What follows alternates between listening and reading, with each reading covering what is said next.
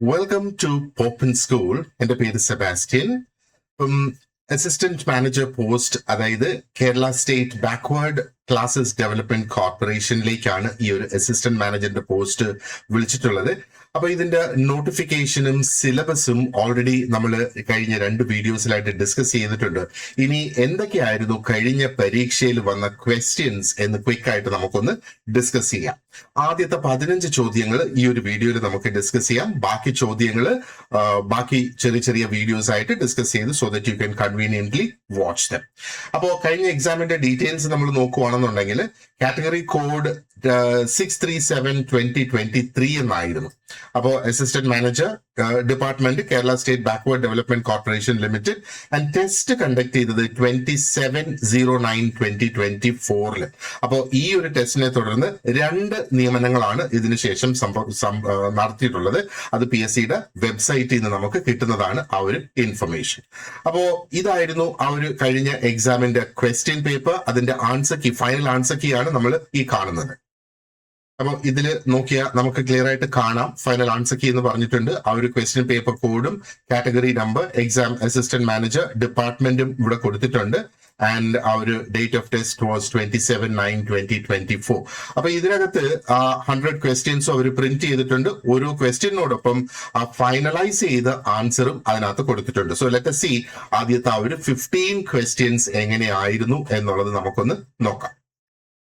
പൊതുവെ ഈ ഒരു ക്വസ്റ്റ്യൻ പേപ്പറിനെ കുറിച്ച് ഒന്ന് പറയാനാണെങ്കിൽ നമുക്ക് കാണാം, ഒരു ഈസി ആയിട്ടുള്ള ക്വസ്റ്റ്യൻസ് ഇല്ലായിരുന്നു എന്ന് വേണമെങ്കിൽ നമുക്ക് പറയാം. ഒരു മോഡറേറ്റ് ടു ഡിഫിക്കൽട്ട് എന്ന ഒരു രീതിയിലാണ് ഈ ഒരു ക്വസ്റ്റ്യൻ പേപ്പർ തയ്യാറാക്കിയിട്ടുള്ളത്. ആൻഡ് കംപ്ലീറ്റ് ആ ഒരു സിലബസിനെ അടിസ്ഥാനപ്പെടുത്തിക്കൊണ്ട് തന്നെയാണ് എല്ലാ ക്വസ്റ്റ്യൻസും വന്നിട്ടുള്ളത്. സിലബസിന് പുറമേ നിന്ന് ഒരു ക്വസ്റ്റ്യനും വന്നിട്ടില്ല എന്നുള്ളതും ഓർക്കുക. So let us see what the first question is all about.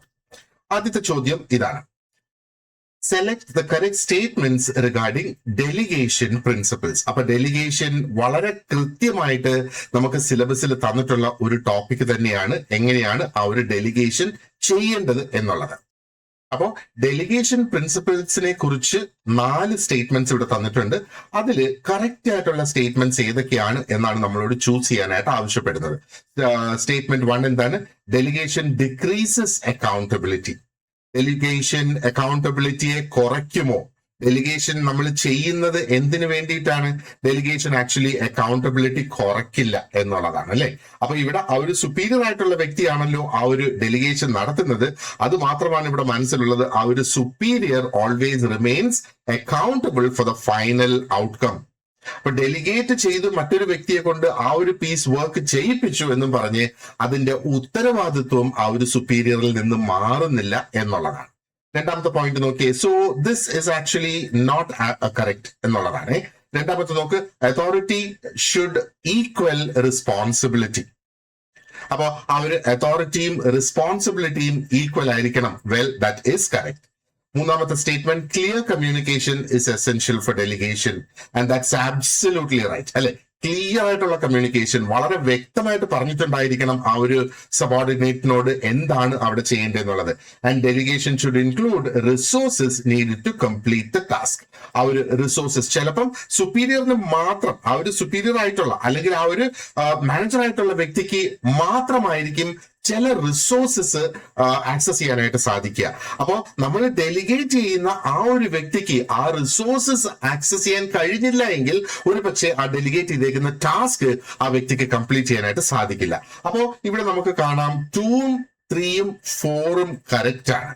So the right answer is option B.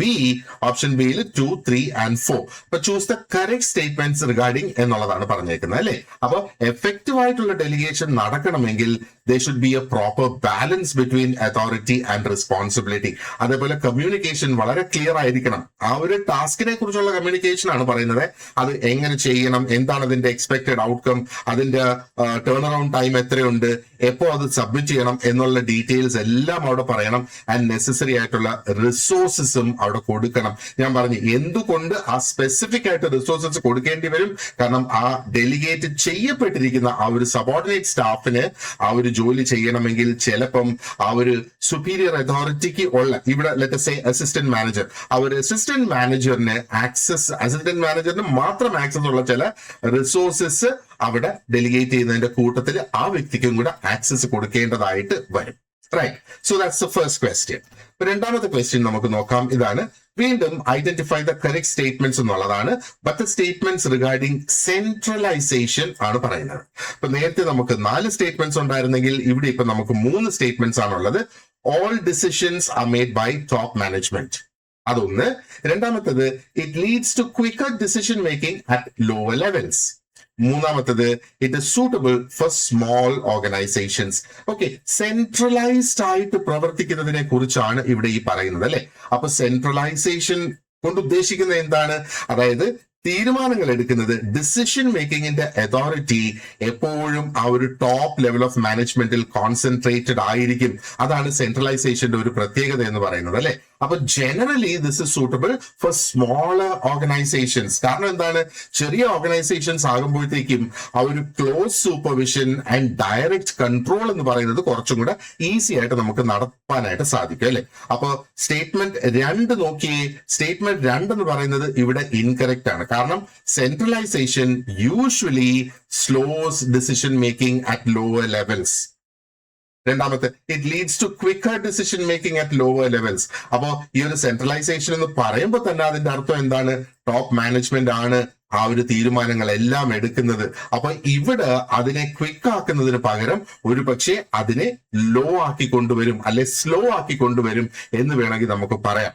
കാരണം ലോവർ ലെവൽ എംപ്ലോയീസ് എന്ന് പറയുമ്പോൾ അവരുടെ അതോറിറ്റി സ്പെസിഫിക്കലി ലിമിറ്റഡ് ആയിരിക്കും. അവർക്ക് ഇൻഡിപെൻഡന്റ് ആയിട്ട് തീരുമാനങ്ങൾ എടുക്കാനായിട്ട് സാധിക്കില്ല.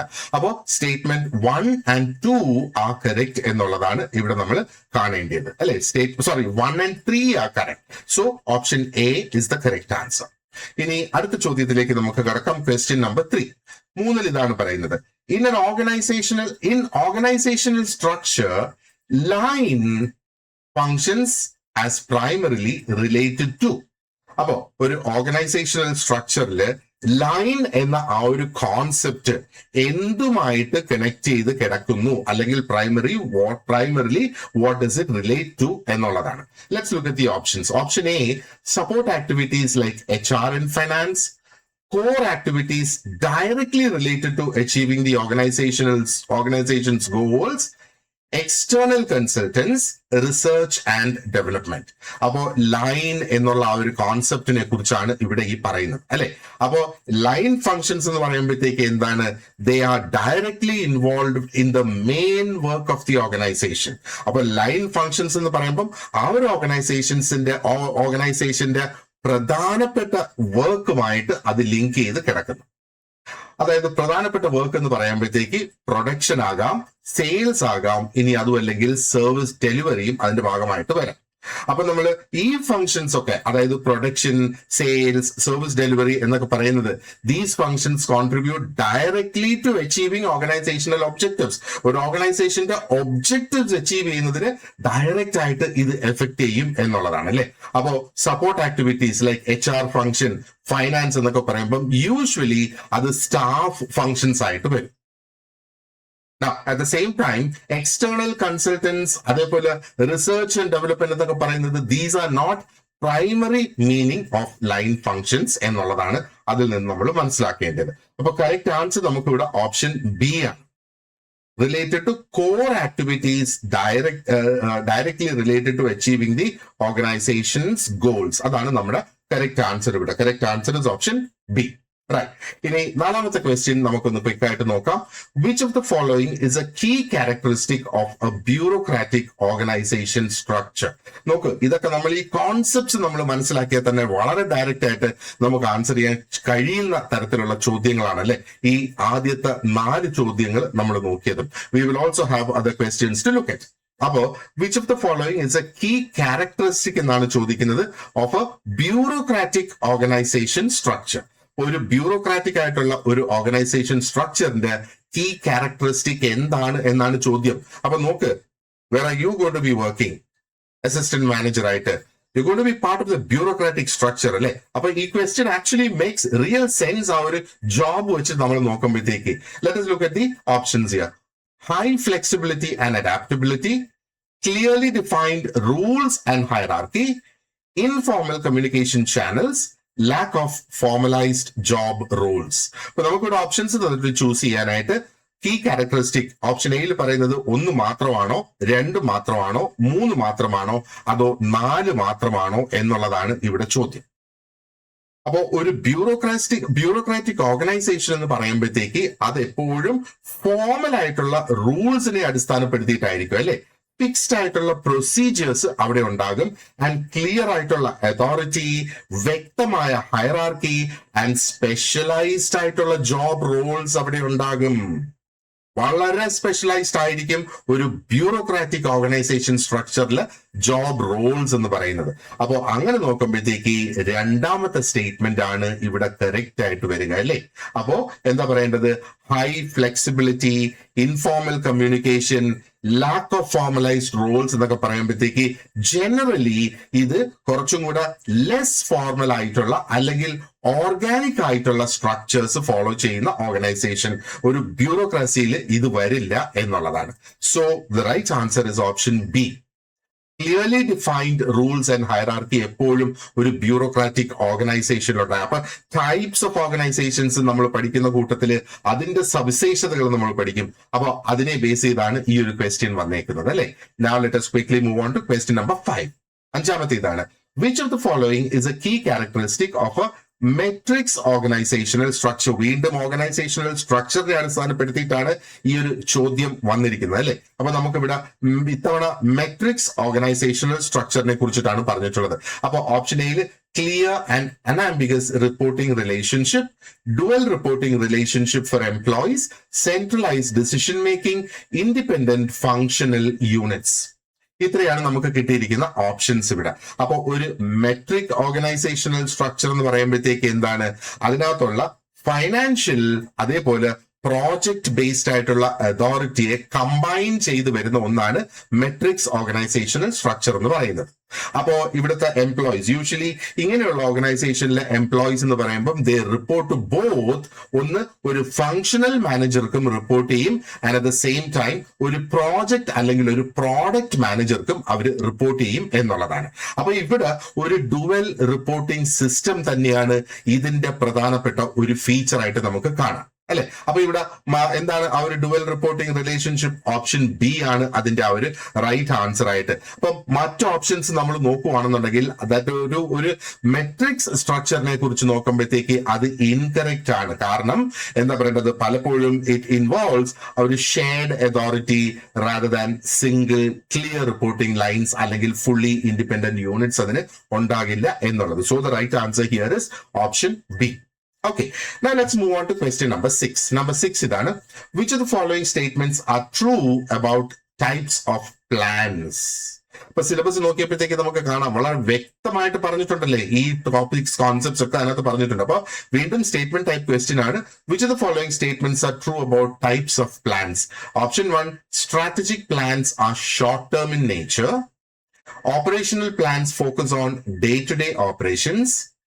Tactical plans are broader than strategic plans, and contingency plans prepare organizations for future uncertainties. അതാണ് ക്വസ്റ്റ്യൻ 6 ഇവിടെ നമ്മളോട് ചോദിച്ചിട്ടുള്ളത്. ഓക്കെ, അപ്പോ organisational plans what do they deal with? They deal with routine and day-to-day activities. അതാണ് ഓർഗനൈസേഷണൽ പ്ലാൻസ് basically ചെയ്യുന്നത് അല്ലെ. ആ ഒരു റുട്ടീൻ അല്ലെങ്കിൽ ഡേ ടു ഡേ ആക്ടിവിറ്റീസുമായിട്ട് അത് മുമ്പോട്ട് പോകുന്നു എന്നുള്ളതാണ്. കണ്ടിജൻസി പ്ലാൻസ് എന്ന് പറയുമ്പോഴത്തേക്ക് എന്താണ്? It prepares an organisation for unexpected ആയിട്ടുള്ള ഫ്യൂച്ചർ സിറ്റുവേഷൻസ്. ഫ്യൂച്ചറിൽ വരാൻ സാധ്യതയുള്ള അൺഎക്സ്പെക്റ്റഡ് ആയിട്ടുള്ള സിറ്റുവേഷൻസ്. കാരണം എന്താണ്? അവിടെ ബിസിനസ് തടസ്സപ്പെടാൻ പാടില്ല. എന്തെങ്കിലും ഒരു സംഭവം വന്നാൽ business should continue as usual എന്നുള്ളതാണ്. അപ്പോ സ്റ്റേറ്റ്മെന്റ് 1 നോക്കിയേ. സ്റ്റേറ്റ്മെന്റ് 1 കറക്റ്റ് ആണോ ഇവിടെ? അല്ല. കാരണം എന്താണ്? സ്ട്രാറ്റജിക് പ്ലാൻസ് എന്ന് പറയുമ്പോൾ അതാണ് യൂഷ്വലി ലോങ് ടേം ആൻഡ് ആ ഒരു statement, because strategic plans are they are usually long term, short term alla, they are long term and broad in scope. Strategic plan short term അല്ല, അത് long term ആണ്. കാരണം that's the strategy that they have put forward for the organisation. Statement 3 നമ്മൾ ഇവിടെ നോക്കുവാണെന്നുണ്ടെങ്കിൽ അതും incorrect ആണ്. കാരണം tactical plans എന്ന് പറയുമ്പോഴത്തേക്ക് അത് വളരെ സ്പെസിഫിക് ആണ് അതിന്റെ ആ ഒരു സ്കോപ്പില്. അപ്പൊ സ്ട്രാറ്റജിക് പ്ലാൻസിനെക്കാളും സ്പെസിഫിക് ആണ് ടാക്ടിക്കൽ പ്ലാൻസ് എന്ന് പറയുമ്പോഴത്തേക്ക്. അപ്പോ സ്റ്റേറ്റ്മെന്റ് 2ഉം 4ഉമാണ് ഇവിടെ കറക്റ്റ് ആയിട്ടുള്ളത്. അപ്പൊ 2ഉം 4ഉം ഏതാണ്? ഓപ്ഷൻ എ ആണ് ഇവിടെ കറക്റ്റ് ആയിട്ട് നമുക്ക് വരുന്ന ആ ഒരു ആൻസർ. അഗെയിൻ സി, ഇതുവരെയുള്ള ചോദ്യങ്ങൾ കണ്ടില്ലേ, കോൺസെപ്റ്റ്സ് മനസ്സിലാക്കിയിരുന്ന വളരെ വ്യക്തമായിട്ട് ഈസി ആയിട്ട് പെട്ടെന്ന് തന്നെ 6 മിനിറ്റ് പോലും എടുക്കില്ല നമുക്ക് ഈ ഒരു 6 ക്വസ്റ്റ്യൻസ് ആൻസർ ചെയ്യുന്നതിന് വേണ്ടി, അല്ലെ? So now let's move on to question number 7 ഇതാണ്. Which of the following statements about span of control is correct? അപ്പൊ വീണ്ടും ഒരു സ്റ്റേറ്റ്മെന്റ് ടൈപ്പ് ക്വസ്റ്റ്യൻ തന്നെയാണ് ഇവിടെ വന്നിട്ടുള്ളത്, അല്ലെ? അപ്പൊ സ്പാൻ ഓഫ് കൺട്രോളിനെ കുറിച്ച് ഏതൊക്കെ സ്റ്റേറ്റ്മെന്റ്സ് കറക്റ്റ് ആണെന്നാണ് ചോദ്യം. 4 സ്റ്റേറ്റ്മെന്റ് ഇവിടെ തന്നിട്ടുണ്ട്. ആദ്യം പറയുന്നത് span of control refers to the number of subordinates reporting to a manager. രണ്ടാമത് പറയുന്നത് എന്താണ്? A wide span of control results in a tall organizational structure. മൂന്നാമത് പറയുന്നത് എന്താണ്? Span of control is A principle of delegation. നാലാമത് പറയുന്നത് എന്താണ്? A narrow span of control leads to greater levels of management എന്ന് പറയുന്നു. അപ്പോ എന്താണ് സ്പാൻ ഓഫ് കൺട്രോൾ എന്ന് പറയുമ്പോഴത്തേക്ക്? Ideally it means the number of subordinates directly reporting to a manager. അതാണ് സ്പാൻ ഓഫ് കൺട്രോൾ എന്ന് പറയുന്നത്. Number of subordinates who directly report to a manager. അപ്പോ ഒരു നാരോ ആയിട്ടുള്ള ഒരു സ്പാൻ ഓഫ് കൺട്രോൾ എന്ന് പറയുമ്പോൾ usually it creates more levels of management. അപ്പൊ അതിന്റെ ഫലമായിട്ട് ദ സ്ട്രക്ചർ വിൽ ബി ടോളർ. അപ്പൊ ഇവിടെ നമുക്ക് കാണാം സ്റ്റേറ്റ്മെന്റ് 2 നമ്മൾ നോക്കിയാൽ അത് ഇൻകറക്റ്റ് ആണ്. കാരണം ഒരു വൈഡ് സ്പാൻ എന്ന് നമ്മൾ പറയുമ്പോൾ ജനറലി അത് ക്രിയേറ്റ് ചെയ്യുന്നത് ഒരു ഫ്ലാറ്റ് ആയിട്ടുള്ള ഒരു സ്ട്രക്ചർ അവിടെ ക്രിയേറ്റ് ആകും. ഇനി സ്റ്റേറ്റ്മെന്റ് 3ഉം ഇവിടെ ഇൻകറക്റ്റ് ആണ്. കാരണം എന്താണ്? സ്പാൻ ഓഫ് കൺട്രോൾ എന്ന് പറയുന്നത് is mainly a principle of an organisational structure. അതൊരു ഡെലിഗേഷൻ അല്ല, അതൊരു പ്രിൻസിപ്പിൾ ആണ്. ഓക്കെ, സോ വീണ്ടും ഇവിടെ option A is the right answer. അപ്പൊ നമുക്ക് 1 and 4 ആണ് ഇതിനകത്ത് തന്നിട്ടുള്ള ആ ഒരു കറക്റ്റ് സ്റ്റേറ്റ്മെന്റ്സ്. അപ്പൊ സ്പാൻ ഓഫ് കൺട്രോൾ എന്താണെന്ന് വ്യക്തമായിട്ട് അറിഞ്ഞിരുന്നാൽ തന്നെ ഈ ഒരു മാർക്ക് ഇന്ന് വന്ന് അല്ലെ നമ്മുടെ ബാസ്കറ്റിലേക്ക്. Let's look at question number 8. Sorry, ഇത് ഒരു അസേർഷൻ റീസൺ ടൈപ്പ് ക്വസ്റ്റ്യൻ ആണ്, അല്ലെ? അപ്പൊ അസേർഷൻ എന്താണ് പറയുന്നത്? Centralised organisations have decision making authority concentrated at the upper levels of management. അപ്പൊ assertion is a statement. അപ്പൊ ആ ഒരു സ്റ്റേറ്റ്മെന്റിന്റെ കാരണമാണ് റീസൺ ആയിട്ട് ഇവിടെ പറഞ്ഞിട്ടുള്ളത്. In centralized organizations, lower management levels have full autonomy to make critical decisions. അപ്പോ ഇവിടെ ഈ assertion കറക്റ്റ് ആണോ? ആ assertionന്റെ റീസൺ കാരണമാണോ ഈ 6 പറഞ്ഞിരിക്കുന്നത്? അപ്പൊ പെട്ടെന്ന് ഒറ്റ നോട്ടത്തില് 6 ശരിയാണോ? അസേർഷൻ അല്ലെങ്കിൽ ആ ഒരു സ്റ്റേറ്റ്മെന്റ് എ കറക്റ്റ് ആണോ, ട്രൂ ആണോ? അപ്പൊ നമ്മുടെ ഓപ്ഷൻസ് നോക്കിയേ. Both A and R R true and R is the correct explanation of A. Standard ആയിട്ട് ഇതുപോലെയുള്ള ഓപ്ഷൻസ് ആണ് അസേർഷൻ റീസൺ ക്വസ്റ്റ്യൻസിന് വരിക. Both A and R R true but R is not the correct explanation of A. മൂന്നാമത്തെ option A is true but R is false. നാലാമത്തെ option A is false but R is true. അപ്പൊ ഇങ്ങനെ ഒരു combination of options ആണ് എപ്പോഴും നമുക്ക് ഈ assertion reason ക്വസ്റ്റ്യൻസിന് വരിക. അപ്പൊ ഇവിടെ നമ്മൾ നോക്കുവാണെന്നുണ്ടെങ്കിൽ ആ ഒരു അസേർഷൻ ഇവിടെ കറക്റ്റ് ആണ്, അല്ലെ? കാരണം എന്താണ്? സെൻട്രലൈസേഷൻ കൊണ്ട് ഉദ്ദേശിക്കുന്നത് എന്താണ്? ആ ഒരു തീരുമാനങ്ങൾ എടുക്കുക, ഡിസിഷൻ മേക്കിംഗ് അതോറിറ്റി എന്ന് പറയുന്നത് it is always concentrated at the top levels of management. പക്ഷേ ഇതിന്റെ റീസൺ ഫോൾസ് ആണ്. ആ ഒരു സ്റ്റേറ്റ്മെന്റ് ട്രൂ അല്ല, അത് ഫോൾസ് ആണ്, അല്ലെ? കാരണം ആ ഒരു ലോവർ ലെവൽ മാനേജേഴ്സിന്, സെൻട്രലൈസ്ഡ് ആയിട്ടുള്ള ഓർഗനൈസേഷൻസിലെ ലോവർ ലെവൽ മാനേജേഴ്സിന് ലിമിറ്റഡ് ഓട്ടോണമി ആണുള്ളത്. അവർക്ക് സ്വന്തമായിട്ട് തീരുമാനങ്ങൾ എടുക്കുന്നതിന് വളരെ ലിമിറ്റഡ് ആയിട്ടുള്ള ഒരു കപ്പാസിറ്റി അല്ലെങ്കിൽ അതോറിറ്റി അവിടെ കൊടുത്തിട്ടുള്ളൂ. പ്രത്യേകിച്ചും ഒരു മേജർ അല്ലെങ്കിൽ ക്രിട്ടിക്കൽ ആയിട്ടുള്ള ഒരു തീരുമാനം എടുക്കുമ്പോൾ. അപ്പൊ അങ്ങനെ നമ്മൾ നോക്കുമ്പം A is true but R is false. അത് ഫോൾസ് ആയതുകൊണ്ട് തന്നെ we cannot say that R is the reason for A അല്ലെങ്കിൽ R is not the reason reason for A അല്ലെങ്കിൽ എക്സ്പ്ലനേഷൻ ഫോർ എ എന്ന് നമുക്ക് പറയാനായിട്ട് സാധിക്കില്ല അല്ലെ.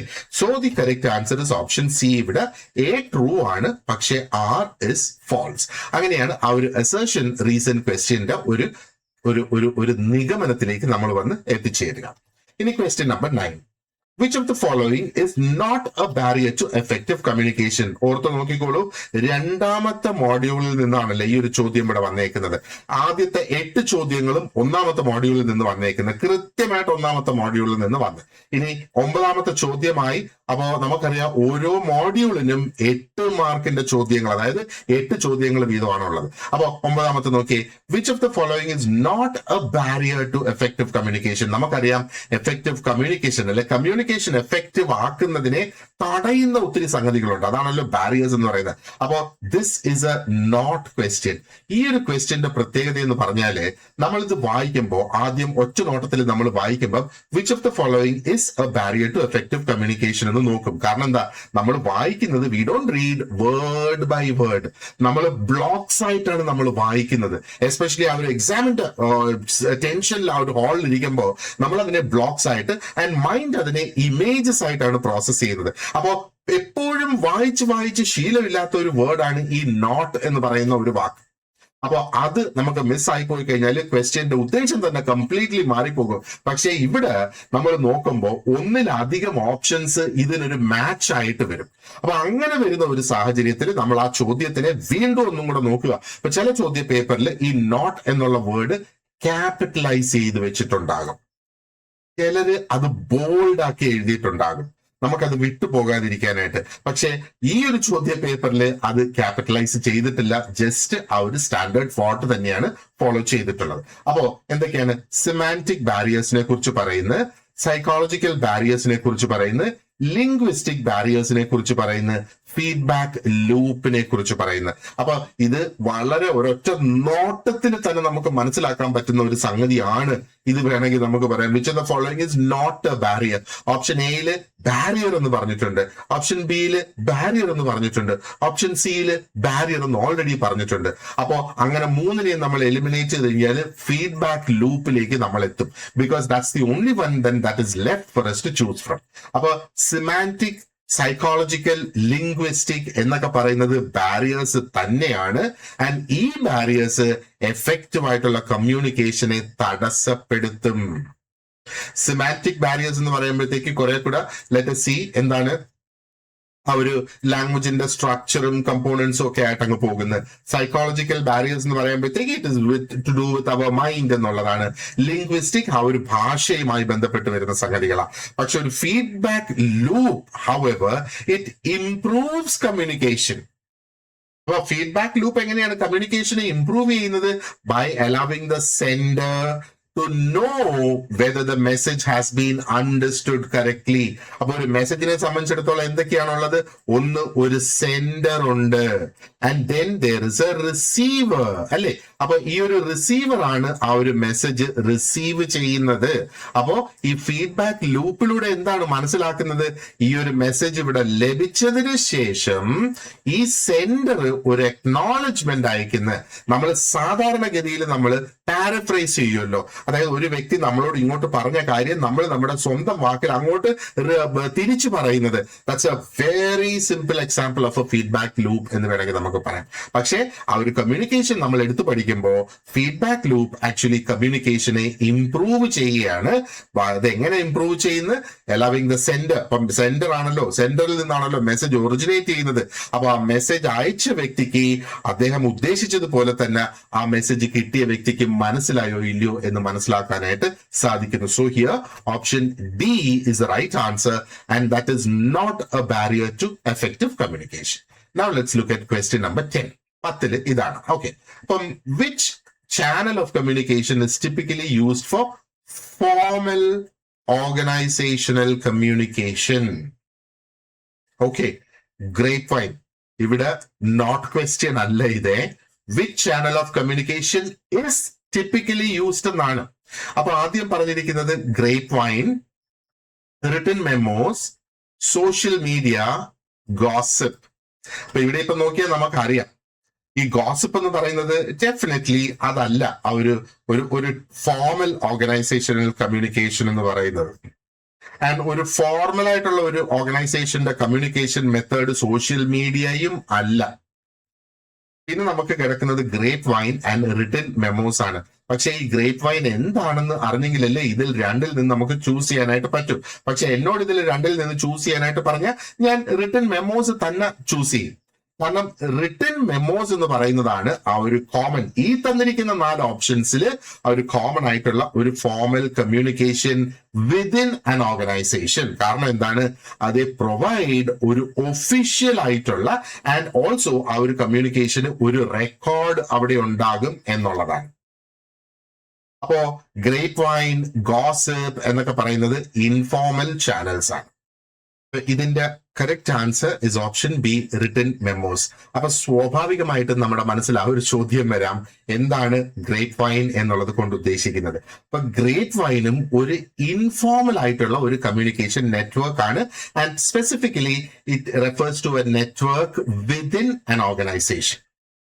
അപ്പോ ഇവിടെ നമ്മൾ പറയുന്നത് എന്താണ്, അൺഒഫീഷ്യൽ ആയിട്ട് എംപ്ലോയീസ് തങ്ങളിൽ അങ്ങോട്ടും ഇങ്ങോട്ടും കാഷ്വൽ കോൺവെർസേഷനിലൂടെ സംസാരിക്കുമല്ലോ. അപ്പോൾ അവർ ഇൻഫർമേഷൻ അങ്ങോട്ടും ഇങ്ങോട്ടും ഷെയർ ചെയ്യുന്നത്, ഒരു പക്ഷേ പേഴ്സണൽ കോണ്ടാക്ട് ആയിരിക്കും ഷെയർ ചെയ്യുന്നത്, അല്ലെങ്കിൽ റൂമേഴ്സ് അവിടെ ഷെയർ ചെയ്യും, അല്ലെങ്കിൽ ആ ഒരു ജോലി സ്ഥലത്തെ കുറിച്ചുള്ള ഡിസ്കഷൻസ് ഒക്കെ അവർ നടത്തുന്നു. അപ്പോൾ it does not follow the official hierarchy, അല്ലെങ്കിൽ അതിനൊരു ഫോർമൽ ചാനൽ ഓഫ് കമ്മ്യൂണിക്കേഷൻ എന്ന ഒരു നിർവചനം അതിന് ഇല്ല. ഫോർ എക്സാമ്പിൾ, ഇപ്പം നമ്മളിപ്പോ ഒരു വാർത്ത എവിടെ നിന്നെങ്കിലും കേട്ട്, അതായത് ഒരു പെർട്ടിക്കുലർ ഡിപ്പാർട്ട്മെന്റിനെ ഒന്ന് റീഓർഗനൈസ് ചെയ്യാൻ പോകുന്നു, അതിന്റെ ഒഫീഷ്യൽ നോട്ടീസ് ഇതുവരെ ഇഷ്യൂ ചെയ്തിട്ടില്ല. അപ്പോ ഈ ഒരു ഇൻഫർമേഷൻ നമ്മൾ ചായ കുടിച്ച് നിൽക്കുന്ന ആ ഒരു സമയത്ത് അങ്ങോട്ടും ഇങ്ങോട്ടും പറഞ്ഞുകൊണ്ടിരിക്കുകയാണ്, അപ്പൊ അതങ്ങ് സ്പ്രെഡ് ആകും അല്ലെ. അപ്പൊ അതിനെയാണ് ഗ്രേപ്പ് വൈൻ എന്ന് പറയുന്നത്. കാരണം ഒരു ഗ്രേപ്പ് വൈൻ ഒരു കൺട്രോളും ഇല്ലാതെ അത് അങ്ങോട്ടും ഇങ്ങോട്ടും സ്പ്രെഡ് ആയിക്കൊണ്ടിരിക്കുന്ന ഒരു സംഗതിയാണ് ഒരു ഗ്രേപ്പ് വൈൻ അല്ലെങ്കിൽ മുന്തിരി വള്ളി എന്ന് പറയുന്നത്. സോ അതാണ് ഗ്രേപ്പ് വൈനിന്റെ ഉദ്ദേശം. So the right answer is written memos. അപ്പൊ എപ്പോഴും നമുക്ക് തന്നിരിക്കുന്ന ഓപ്ഷൻസിൽ നിന്നാണ് നമ്മൾ ഏറ്റവും അനുയോജ്യമായ ഒരു ഓപ്ഷൻ നമ്മൾ അവിടെ ചൂസ് ചെയ്യുന്നത്. റൈറ്റ്. Now question number 11 ഇതാണ്, which of the following statements is true about communication channels? അപ്പൊ ഇവിടെ നമുക്ക് 4 സ്റ്റേറ്റ്മെന്റ്സ് തന്നിട്ടുണ്ട്. അതിൽ ഏതാണ് കമ്മ്യൂണിക്കേഷൻ ചാനൽസിനെ കുറിച്ച് ട്രൂ എന്ന് പറയുന്നത്? അപ്പൊ ഈ ഒരു ചോദ്യത്തിന്റെ ഒരു പ്രത്യേകത ശ്രദ്ധിച്ചോ, ഈ ഒരു ചോദ്യത്തിന്റെ ഓപ്ഷൻസ് ഇങ്ങനെ ABCD എന്ന 4 ഓപ്ഷൻസ് മാത്രമേ തന്നിട്ടുള്ളൂ. താഴെ ഒരു കോമ്പിനേഷൻ ഓഫ് സെന്റൻസസ് തന്നിട്ടില്ല. Ideally which of the following statement is true. അപ്പൊ ഇവിടെ ഇസ് ട്രൂ എന്ന് പറയുന്നത് കൊണ്ട് അതിൽ നിന്നും നമുക്കൊരു നിഗമനത്തിൽ എത്താം, ഇതിലേതോ ഒരെണ്ണം മാത്രമേ ശരിയായിട്ടുള്ളൂ എന്നുള്ളത്. അപ്പൊ ചിലര് ഇസ് /r എന്നവിടെ കൊടുക്കും. അങ്ങനെ വരുമ്പോഴത്തേക്ക് നമുക്ക് താഴെ ഒരു കോമ്പിനേഷൻ വരും, A 1 and 2, 1, 2 and 4 ഇതിങ്ങനെയൊക്കെ ഉള്ള ഒരു, അല്ലെ നൺ ഓഫ് ദി അബവ് എന്നൊക്കെ. അപ്പൊ എന്തൊക്കെയാണ് ഈ സ്റ്റേറ്റ്മെന്റ്സ് നമുക്ക് നോക്കാം. All communication channels are equally effective for all types of communication. Well, നമ്മൾ പഠിക്കുന്ന ബേസിക് ആയിട്ടുള്ള ഒരു സംഗതിയാണ് കമ്മ്യൂണിക്കേഷനെ സംബന്ധിച്ചിടത്തോളം ഇത് ശരിയല്ല. Not all communication channels are equally effective for all types of communication. Written കമ്മ്യൂണിക്കേഷന് അതിൻ്റെതായ പ്രത്യേകതകളുണ്ട്, വെർബൽ കമ്മ്യൂണിക്കേഷന് അതിൻ്റെതായ പ്രത്യേകതകളുണ്ട്. വെർബൽ കമ്മ്യൂണിക്കേഷനിൽ കമ്മ്യൂണിക്കേറ്റ് ചെയ്യുന്ന വ്യക്തിക്ക് ആ വ്യക്തിയുടെ ടോൺ മാറ്റാം. അപ്പൊ മോഡുലേഷൻ, ഇന്റനേഷൻ ഒക്കെ കൊണ്ടുവന്ന് ആ വ്യക്തിക്ക് അതിന്റെ സീരിയസ്നെസ് കൂട്ടുകയും കുറയ്ക്കുകയും ചെയ്യാം.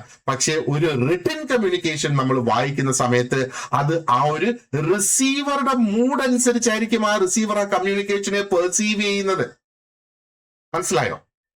So it's different, അല്ലെ? അപ്പോ ഓപ്ഷൻ ബി നോക്കിയേ, written communication is always preferred over verbal communication. Is that something that is true about communication? മൂന്നാമത്തേത്, the effectiveness of a communication channel depends on the context and audience. Is that true? ബിയും സിയും true ആണെന്ന് തോന്നുന്നു അല്ലെ? B നോക്കിയേ, verbal communication is only effective in face-to-face interactions.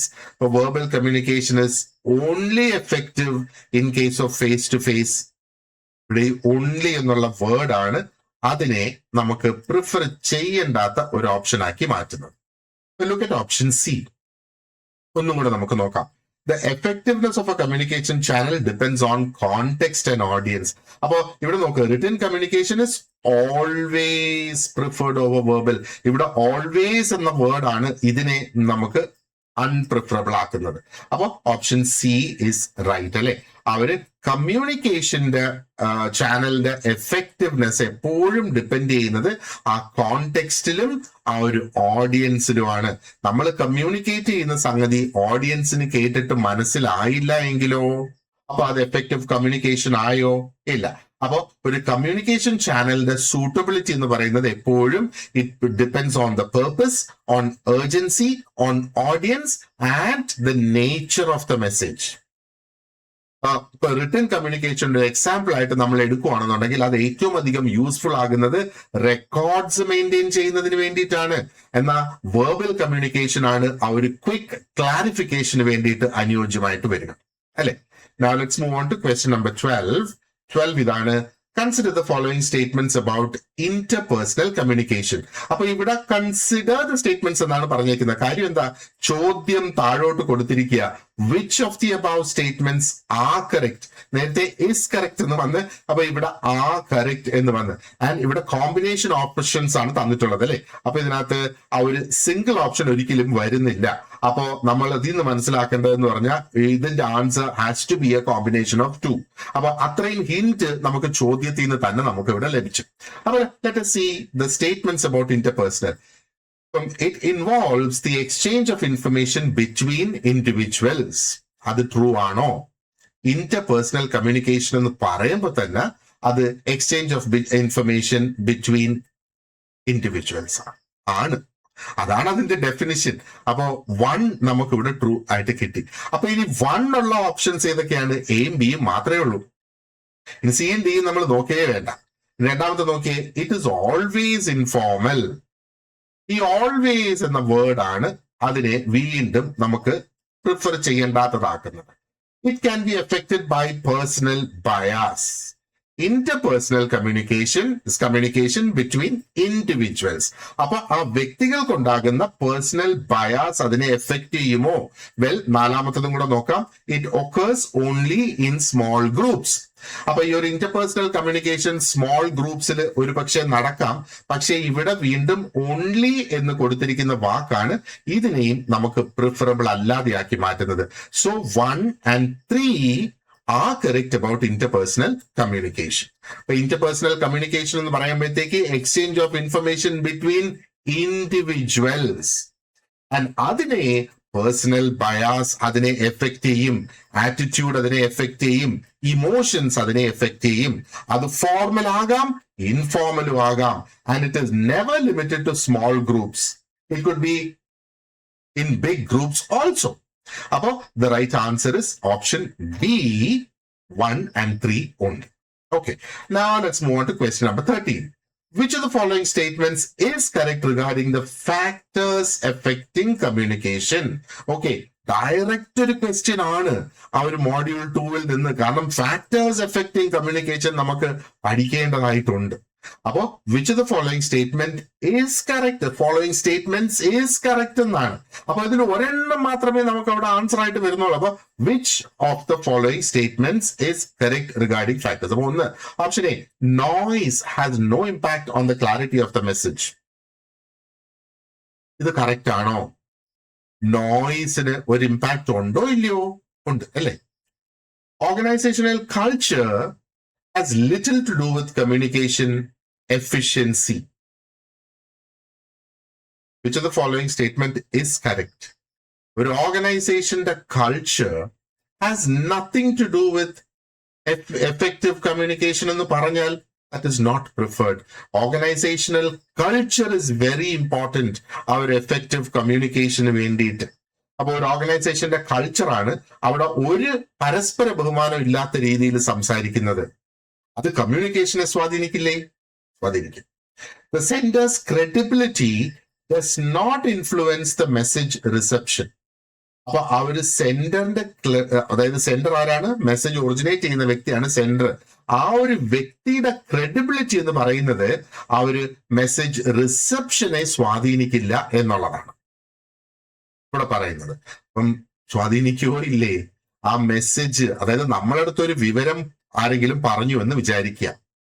നമ്മൾ ആ വിവരം കേട്ട് ഉടനെ തന്നെ നമ്മൾ ചോദിക്കും, ഇത് നിനക്ക് എവിടെ നിന്ന് കിട്ടി, നിന്റെ അടുത്ത് ആര് പറഞ്ഞ്? അപ്പൊ നമ്മള് ആ ഒരു മെസ്സേജ് ഒറിജിനേറ്റ് ചെയ്ത സംഗതിയുടെ ക്രെഡിബിലിറ്റിയാണ് നമ്മൾ ഇവിടെ വാലിഡേറ്റ് ചെയ്യാൻ പോകുന്നത്. അപ്പൊ ഇത് ഞാൻ ന്യൂസിൽ കേട്ടതാണ്. ഇപ്പം റീസെന്റ് ആയിട്ട് നമ്മുടെ പുതിയ മുഖ്യമന്ത്രി സതീശൻ സാറ് എന്താ പറയേണ്ടത്, PSCയെ കുറിച്ച് ഒരുപാടധികം സംഗതികൾ അദ്ദേഹം പറഞ്ഞിട്ടുണ്ട്. അപ്പൊ PSCയുടെ ഓഗസ്റ്റ് 31 വരെ നിലവിലുള്ള റാങ്ക് ലിസ്റ്റ്, അല്ലെങ്കിൽ ഓഗസ്റ്റ് 31-നകം എക്സ്പയർ ആകുന്ന റാങ്ക് ലിസ്റ്റുകളെ നവംബർ 30 വരെ നീട്ടിയിരിക്കുന്നു. അപ്പൊ ഇത് നമ്മൾ കേട്ടില്ല, വാർത്തയിലൊന്നും കണ്ടില്ല.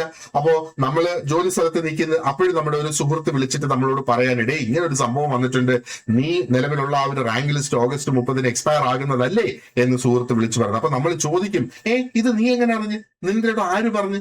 അത് നമ്മുടെ മുഖ്യമന്ത്രി പറഞ്ഞു. നോക്ക്, അവിടെ സെന്ററിന്റെ ക്രെഡിബിലിറ്റി ഈസ് ഇമ്പോർട്ടന്റ് അല്ലേ? ഇവിടെ പറയുന്നത് എന്താണ്? സെന്ററിന്റെ credibility does not influence, no it influences. നാലാമത്തെ നോക്കിയേ, non verbal cues. Non verbal cues എന്ന് പറയുമ്പോഴത്തേക്ക് എന്താണ്? നമ്മൾ വാക്കുകൾ കൊണ്ടല്ലാതെ നമ്മൾ ആംഗ്യങ്ങൾ കൊണ്ട്, നമ്മുടെ മുഖഭാവം കൊണ്ട്, അതാണ് നോൺ വെർബൽ ക്യൂസ് എന്ന് പറയുന്നത്. It plays a significant role in conveying messages. Actually this is very true. നമ്മള് സംസാരിക്കുന്ന സമയത്ത്, ഒരു വ്യക്തിയോട് നമ്മൾ സംസാരിക്കുന്ന ഒരു സമയത്ത്, അതായത് ഫേസ് ടു ഫേസ് കോൺവെർസേഷൻ നടക്കുമ്പോഴാണല്ലോ നോൺ വെർബൽ ക്യൂസ് അവിടെ വരുന്നത്. ആ ഒരു ഫേസ് ടു ഫേസ് കോൺവെർസേഷൻ നടക്കുന്ന സമയത്ത് നമ്മൾ സംസാരിക്കുന്നതിന്റെ 80% of the meaning of the message is understood from non verbal quiz. വാക്കുകളിൽ നിന്ന് 20% മാത്രമാണ് അവിടെ കിട്ടുന്നത്. The rest 80 comes from non verbal. So option D ആണ് ഇവിടെ നമ്മുടെ ആ ഒരു റൈറ്റ് ആൻസർ എന്ന് പറയുന്നത്. അതായത് നമ്മുടെ ഫേഷ്യൽ എക്സ്പ്രഷൻ, നമ്മുടെ ജെസ്ചർ, നമ്മുടെ പോസ്റ്റർ, നമ്മുടെ ടോൺ, ഇതൊക്കെ ആ ഒരു മെസ്സേജിന്റെ മീനിങ്ങിനെ സപ്പോർട്ട് ചെയ്യും എന്നുള്ളതാണ്. മറ്റ് ഓപ്ഷൻസ് എല്ലാം ഇൻകറക്റ്റാ. കാരണം നോയ്സ്, ഓർഗനൈസേഷണൽ കൾച്ചർ, സെന്ററിന്റെ ക്രെഡിബിലിറ്റി, ഇതെല്ലാം കമ്മ്യൂണിക്കേഷന്റെ എഫക്റ്റീവ്നെസ്സിനെ സ്വാധീനിക്കും. സോ ഇതിന്റെ ഓപ്ഷൻ ഡി ആണ് നമ്മുടെ right answer. Now let's move on to question number 14. 14 ഇതാണ്. വീണ്ടും ഒരു അസേർഷൻ റീസൺ ക്വസ്റ്റ്യൻ ആണ് നമുക്കിവിടെ വന്നിട്ടുള്ളത്. അപ്പോ ഇത് നോൺ വെർബൽ ആണ്, നൺ വെർബൽ അല്ല. Non-verbal communication is often more reliable than verbal communication. Reason എന്താണ്? Non-verbal cues such as body language, facial expression, and tone of voice often convey true feelings. അപ്പോ non-verbal communication is often more reliable than verbal communication. ഇപ്പൊ question number 13 ഡിസ്കഷനിൽ നിന്ന് നമുക്ക് മനസ്സിലായി ഇത് true ആണ്. അതേപോലെ non verbal cues, facial expression, tone of voice convey true feelings, ഇതും ട്രൂ തന്നെയാണ്. അപ്പൊ ഇതിന്റെ right answer both A and R R true, and R is the correct explanation of A. എന്തുകൊണ്ടാണ് നോൺ വെർബൽ കമ്മ്യൂണിക്കേഷൻ റിലയബിൾ ആണെന്ന് പറയുന്നത്? കാരണം non verbal cues like body language, facial expression, tone of voice, അതൊക്കെ ആ ഒരു വ്യക്തിയുടെ യഥാർത്ഥ feelings അവിടെ കൺവേ ചെയ്യും എന്നുള്ളതാണ്. അപ്പൊ ഈ ഒരു ക്ലാസ്സിൽ നമ്മുടെ ലാസ്റ്റ് ക്വസ്റ്റ്യൻ ആണ് question number 15. Let us see what is question number 15. വീണ്ടും ഒരു അസേർഷൻ റീസൺ ക്വസ്റ്റ്യൻ ആണ്. അപ്പൊ ഗ്രേപ്പ് വൈൻ എന്താണെന്ന് ഞാൻ നേരത്തെ പറഞ്ഞിട്ടുണ്ടായിരുന്നു അല്ലെ? സോ സി, അസേർഷൻ ഇതാണ്: grape wine communication is essential in organisations. Grape wine communication essential ആണോ? രണ്ടാമത് പറയുന്നത് എന്താണ്? It helps in spreading rumours quickly. അപ്പോ അസേർഷൻ ഇത്, റീസൺ അത്. ഗ്രേപ്പ് വൈൻ കമ്മ്യൂണിക്കേഷൻ എന്ന് പറയുന്നത് ഒരു പ്രധാനപ്പെട്ട ഒരു ചാനൽ തന്നെയാണ് ഓർഗനൈസേഷനിൽ. അതെന്തുകൊണ്ടാണ് അങ്ങനെ നമ്മൾ കണക്കാക്കുന്നത്? Because employees share information quickly, and ആ ഒരു വർക്ക് പ്ലേസിന്റെ ഫീലിങ്സ് അവർക്ക് അന്യോന്യം പെട്ടെന്ന് മനസ്സിലാക്കാനായിട്ട് സാധിക്കും. അത് ഇമ്പോർട്ടന്റ് അല്ലേ? ഒരു ഡിപ്പാർട്ട്മെന്റിന്റെ റീസ്ട്രക്ചർ നടക്കുന്നത് അത് ലാസ്റ്റ് മൂമെന്റിൽ ഒഫീഷ്യൽ കമ്മ്യൂണിക്കേഷൻ ആകുമ്പോൾ മാത്രമാണ് വരുന്നത്. ഒരു ഡിപ്പാർട്ട്മെന്റിന്റെ റീസ്ട്രക്ചറിങ് എന്ന് പറയുമ്പോൾ ചിലപ്പോൾ ചില വ്യക്തികൾക്ക് പ്രൊമോഷൻ ഉണ്ടാകാം, ചില വ്യക്തികൾക്ക് ഒരു ഡിപ്പാർട്ട്മെന്റ് മാറേണ്ടതായിട്ട് വരും, ചില വ്യക്തികളെ ആ ഒരു സ്ഥാപനത്തിൽ നിന്ന് പറഞ്ഞു വിടുന്ന സാഹചര്യവും അവിടെ വരാം. ഗവൺമെന്റ് ഓർഗനൈസേഷൻസിൽ റീഡിപ്ലോയ്മെന്റ് ആയിരിക്കും നടക്കുന്നത്. പക്ഷേ എന്താ പറയണ്ടേ, പ്രൈവറ്റ് ഓർഗനൈസേഷനിൽ അവരൊരു പക്ഷെ പിരിച്ചുവിടാനുള്ള സാധ്യത അവിടെ ഉണ്ട്. അപ്പൊ ഗ്രേപ്പ് വൈൻ കമ്മ്യൂണിക്കേഷൻ അവിടെ ഉണ്ട് എങ്കിൽ ആ ഒരു എഫക്റ്റഡ് ആയിട്ടുള്ള ഡിപ്പാർട്ട്മെന്റിലെ വ്യക്തികൾക്ക് നേരത്തെ കൂട്ടി ഒരു തയ്യാറെടുപ്പ് അവിടെ ഉണ്ടാക്കാനായിട്ട് സാധിക്കും. മാത്രമല്ല ഇറ്റ് ഈസ് വെരി ഫാസ്റ്റ് എന്നുള്ളത്. അപ്പോ ഈ ഒരു assertion is true. Okay, and reason is also reason is not the correct explanation. അപ്പൊ അത് റൂമേഴ്സ് ക്വിക്ലി സ്പ്രെഡ് ചെയ്യുക എന്നുള്ള ഉദ്ദേശം അല്ല ഇവിടെ നമ്മൾ കാണേണ്ടത്. റൂമേഴ്സും അതിന്റെ ഭാഗമാകും. ഇപ്പൊ റീസണില് റൂമേഴ്സ് സ്പ്രെഡ് ആകാൻ വേണ്ടിയിട്ടെന്നാണ് ഇവിടെ പറയുന്നത്, പക്ഷെ അതല്ല. പക്ഷെ റൂമേഴ്സും അതിന്റെ ഭാഗത്തിൽ പെടും എന്നുള്ളതാണ്, അല്ലേ? അപ്പോ റൂമേഴ്സ് സ്പ്രെഡ് ആകും, അതിവിടെ നമുക്ക് കൺഫ്യൂഷൻ വരുന്നത്, അല്ലേ? അപ്പൊ ഗ്രേപ്പ് വൈൻ കമ്മ്യൂണിക്കേഷൻ ചാനലിലൂടെ റൂമേഴ്സും സ്പ്രെഡ് ആകും, പക്ഷെ അതോടൊപ്പം ഇമ്പോർട്ടന്റ് ആയിട്ടുള്ള ഒരുപാട് അധികം ഇൻഫർമേഷനും കിട്ടും. അപ്പൊ റൂമേഴ്സിനെ നമുക്ക് ഇതിന്റെ ഒരു ലിമിറ്റേഷൻ ആയിട്ടേ നമുക്ക് കാണാനായിട്ട് സാധിക്കുള്ളൂ, അത് ആ ഒരു റീസൺ ആയിട്ട് നമുക്ക് കാണാനായിട്ട് സാധിക്കില്ല. അപ്പൊ രണ്ട് സ്റ്റേറ്റ്മെന്റ്സും ട്രൂ ആണ്, പക്ഷേ the reason does not correctly explain the assertion. Okay, അപ്പൊ ഇവിടെ ഓപ്ഷൻ ബി ആണ് നമ്മുടെ correct answer. Right. Okay, so അപ്പൊ 15 ക്വസ്റ്റ്യൻസ് നമ്മൾ ഇവിടെ ഡിസ്കസ് ചെയ്ത് കഴിഞ്ഞിട്ടുണ്ട്. മൊത്തം ഇനി 85 ക്വസ്റ്റ്യൻസും കൂടി ഉണ്ട്. അതും ഇതേപോലെ ചെറിയ ചെറിയ വീഡിയോസ് ആക്കി ഞാനത് എക്സ്പ്ലെയിൻ ചെയ്ത് ഇടാം.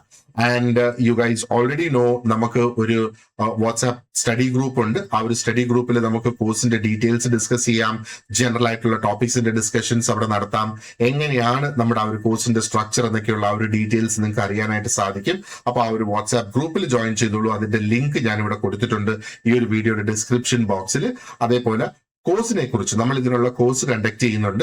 അപ്പൊ കോഴ്സിന്റെ ഡീറ്റെയിൽസ് അറിയാനായിട്ട് എന്നെ ഈ ഒരു നമ്പറിൽ നിങ്ങൾക്ക് വിളിക്കാം. ഈ നമ്പറും ഡിസ്ക്രിപ്ഷൻ ബോക്സിൽ ഞാൻ കൊടുത്തിട്ടുണ്ടാകും. അപ്പൊ വിളിക്കുകയോ വാട്സാപ്പിൽ ഒരു മെസ്സേജ് അയക്കുകയോ ചെയ്യുക. You can get all the information that you want and you could join our course and let us make this a success. So thank you very much for watching this lesson and you have an excellent day ahead. See you in our classes.